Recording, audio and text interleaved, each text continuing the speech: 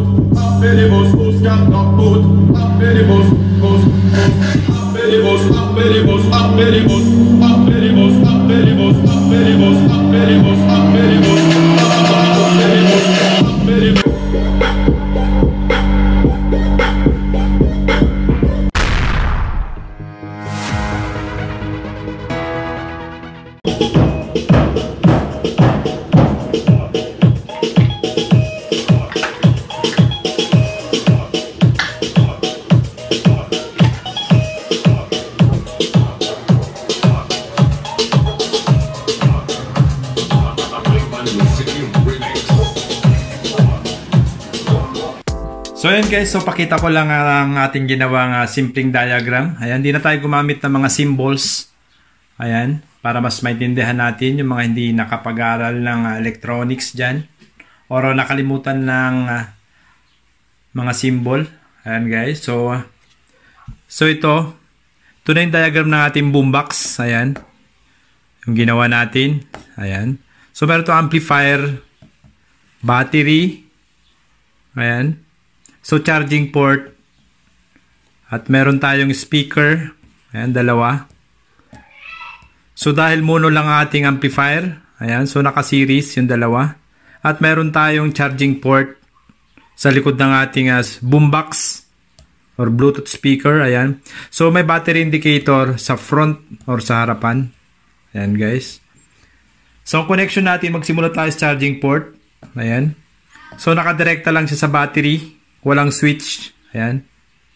Negative to negative. So, positive to positive. Ayan, guys. Meron tayong amplifier. Ayan. Positive. 12 volts positive. Remote ground. Ayan. So, may nakalimutan pala ako. So, ang ground dito, guys, ay nakakonect sa ground direkta. Ayan. So, gawa natin siya ng wirings.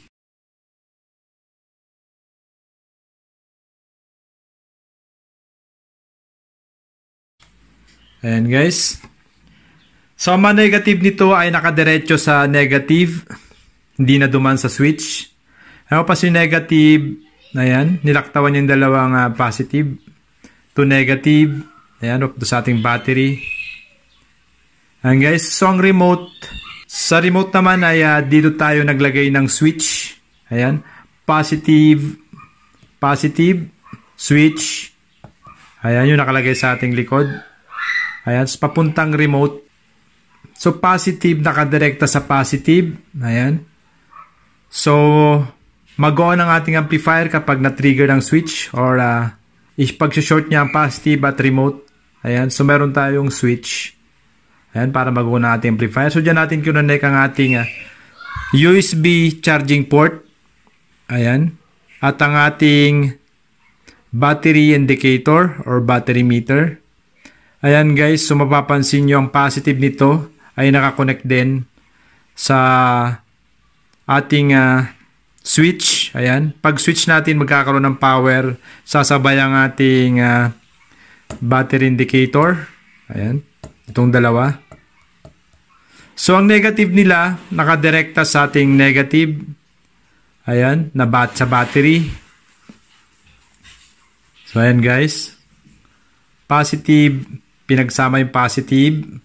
Diretso sa remote wire na may switch. Ayan, so pag-on natin, sabay-sabay mag-on ito. At ang ating amplifier. So, maliban dito sa ating charging port, na nakadirekta sa ating battery at kusang nag-on. Ayan guys, so lagi nyo tatandaan, mas mabuting gumamit tayo ng automatic charger para hindi masira ang ating battery. Ayan. So dahil pag hindi automatic ang ating charger, so kailangan na nating magdagdag ng charging module or control para sa ating battery para hindi ma-overcharge ang ating battery o kailangan natin bantayan. So, mas recommended pa rin ang fully automatic charger para hindi masira ang ating battery. Ayan guys. So, hindi na tayo naglagay ng fuse kasi ang ating amplifier ay mayroon ng fuse. So, ito pinakasimpleng wirings ng ating boombox. So, sana naintindihan nyo. Ayan guys. So, may mga katanungan, dagdag kalaman or may mga idea kayo na mas maganda. Ayan. Comment down below. Okay guys.